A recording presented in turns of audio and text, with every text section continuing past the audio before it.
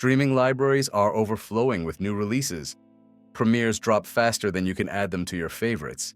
The algorithms shove trending shows in your face, the ones everyone is talking about, but you're queuing up season 1 of Friends again. You're rewatching Harry Potter or starting that same sitcom where you can recite every line of dialogue by heart. People look at you and ask, why waste time on something you've already seen?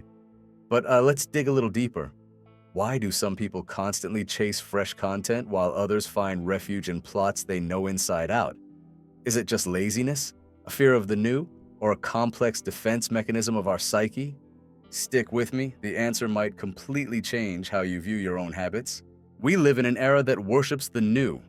The entertainment industry operates like a dopamine assembly line, demanding we constantly consume fresh stories. Yet, there is a massive group of people who have immunity to the hype. They ignore the AI recommendations and press play on a digital cassette tape worn down to holes. Before you slap the stuck in the past label on them, let's look at the truth. Rewatching isn't stagnation. It is a tool for self-regulation. Psychology identifies 4 archetypes of rewatchers, and each has a hidden reason for hitting that button. For these people, reality is a source of stress and uncertainty. Economic crises, deadlines, personal drama. Life is full of variables we can't influence. This is where a concept scientists call the need for cognitive closure comes into play. A brain overloaded by chaos looks for an island of stability.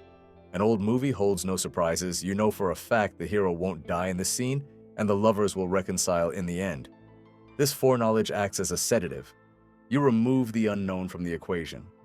For the safety seeker, a favorite show isn't just entertainment, it's a safe harbor where the world functions by clear, unchangeable rules.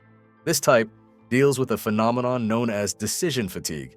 Their jobs require intense concentration, analysis, and responsibility. By evening, their mental fuel tank is empty. Watching a new movie is actually work.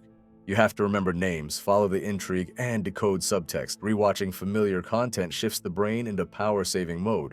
It's a passive experience. You don't need to strain your prefrontal cortex to understand the plot. You just drift along the current of a familiar story. For these people, an old series is mental white noise, a way to recharge resources without completely disconnecting from reality. Here, the mechanism works through associative memory. Like the movie or show acts not as a piece of art, but as an anchor. Maybe you watched this cartoon during a carefree childhood, or this series was playing in the background during the best years of college, and psychologists call this autobiographical nostalgia. By turning on familiar scenes, a person teleports not into a fictional world, but into their own past. It's a way to reclaim the feeling of safety, warmth, or joy you had 10 years ago.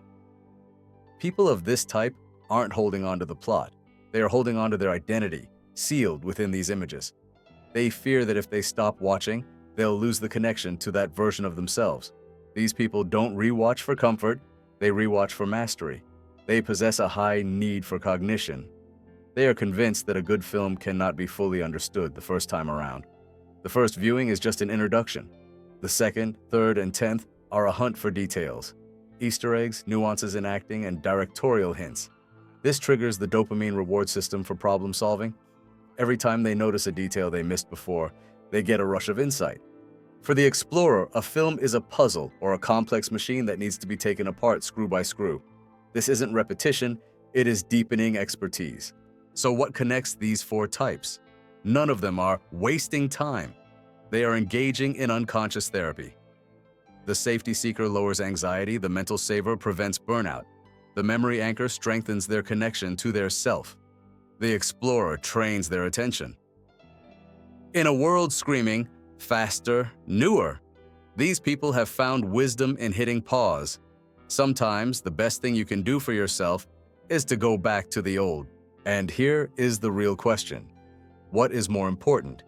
Being a sophisticated film critic who has seen every release of the year, or being someone who knows exactly what restores their peace of mind?